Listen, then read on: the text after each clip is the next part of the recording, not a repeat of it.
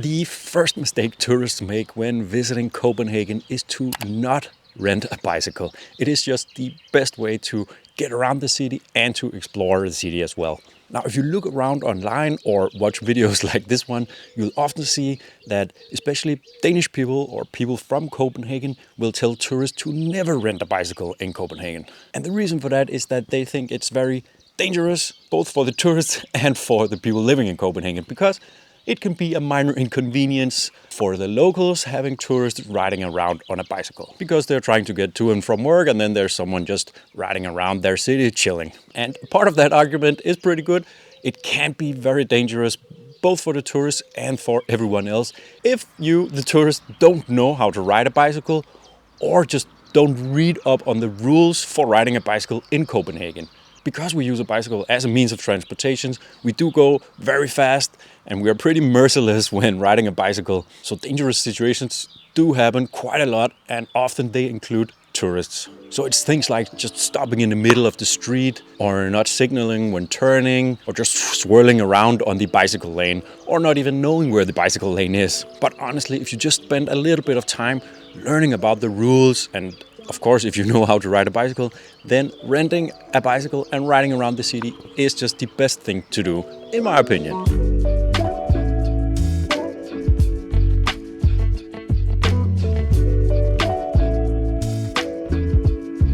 And the second mistake is actually a bit along those lines. It's listening perhaps a little bit too much to people like me or videos like this, because a lot of these tips will, for example, tell you not to have a beer or eat at Nyhavn because it's a little bit more expensive, or to not visit specific places like Strøget, which is like a very famous long shopping street, or even not to visit the Little Mermaid because it's just a tiny little statue. And often a lot of these tips comes from locals like me, but I think we need to realize that the experience of a tourist and what they want to do and want to see is going to be different than what a local wants to do in just their day-to-day life.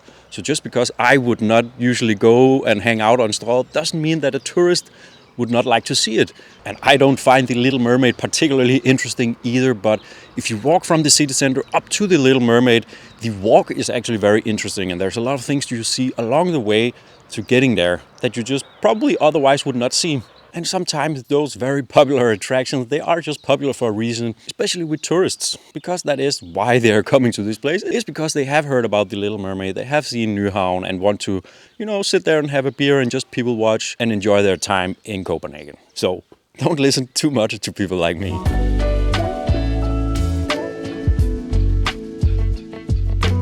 And the third mistake that tourists often make is buying the Copenhagen card. In my opinion, for most people, it's just not worth it. Like, you would need to just do a whole lot of activities and visit so many museums in a very short time frame that it just wouldn't be that enjoyable. You would just be crossing places off a bucket list basically and not really enjoying every place. But also, if you use the Copenhagen Card's website, and they have like a price calculator to see if it's worth it for you, but if you use it, I'm not really sure what method they use to calculate the prices, but when I have looked at, the original price of entering all these places and then adding them up, usually the price I get is like half of what the Copenhagen Card tells you the original price is. So you might think you're getting a very good deal when in reality you might not be. Sure, it can be nice that like transportation is included and you don't have to think about it when you're going hopping on the metro because you already have that ticket, but you are most likely going to be paying a premium just for that feeling, and it really is not that hard just buying a ticket when you want to use public transportation.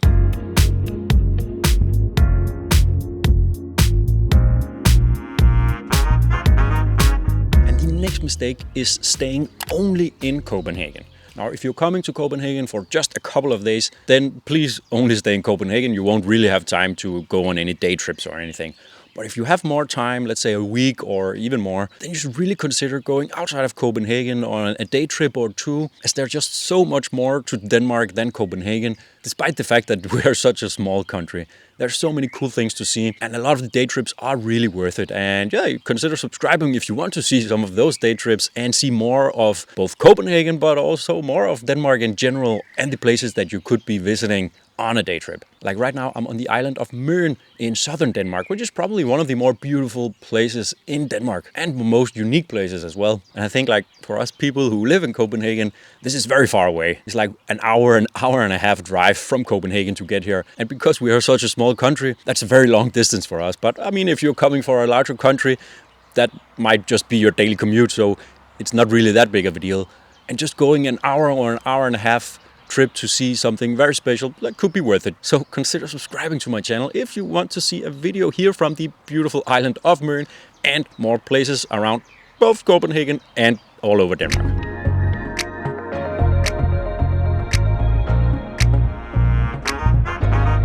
And the next mistake is just packing all the wrong clothing. The weather in Denmark is just all over the place. Of course, it depends on the season you're going, but packing the right clothing is really important because you will probably be spending a lot of time outside and perhaps biking or walking around the city. So having good clothing will really save you. And generally, you would probably need a little bit of everything. So, I mean, right now it's like late June and the weather is not too bad, but it's still kind of cold. I really need a jacket right now. And later in the evening, I would probably need an even bigger jacket, or even better, just have multiple layers that you can take on and off during the day. And also be prepared for rain because it just rains a lot. So having an umbrella or a rain jacket or something is really gonna help you. And usually it also just feels quite a bit colder than perhaps the weather forecast will say that it is. And often it's because of the wind. The wind is just unbearable. So be prepared for it to be a little bit colder than what you would expect.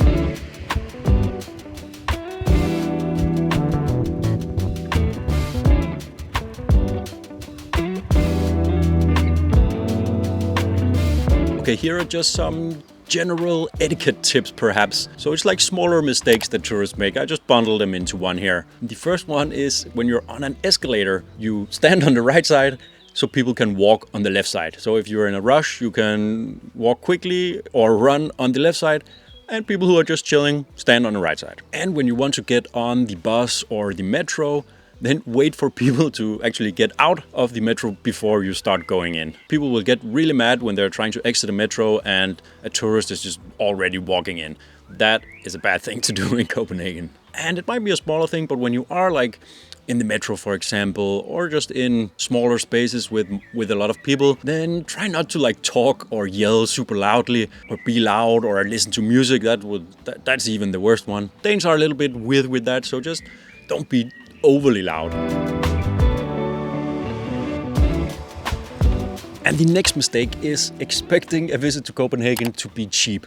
Like doing a budget trip in Copenhagen is just really, really difficult. And that's mainly because accommodation and food is just very expensive and there aren't really a lot of budget options here. Now I do have a full video on how to do Copenhagen more on a budget.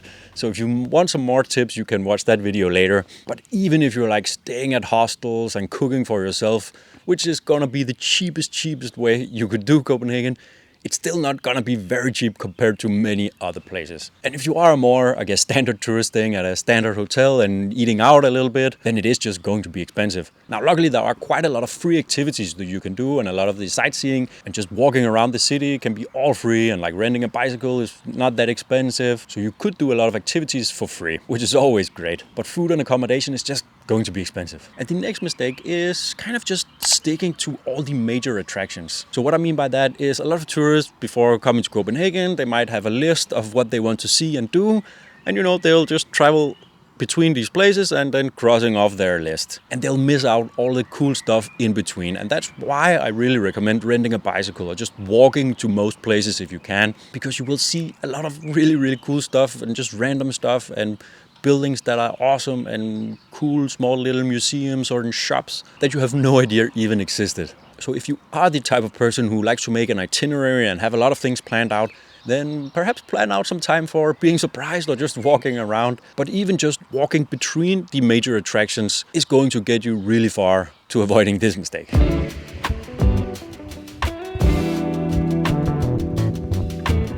And finally, the last mistake for today is tourists who stay just only around the city center. Now, don't get me wrong, the city center is awesome, it's beautiful, there are a lot of things to do, and most of the famous attractions are just located around here.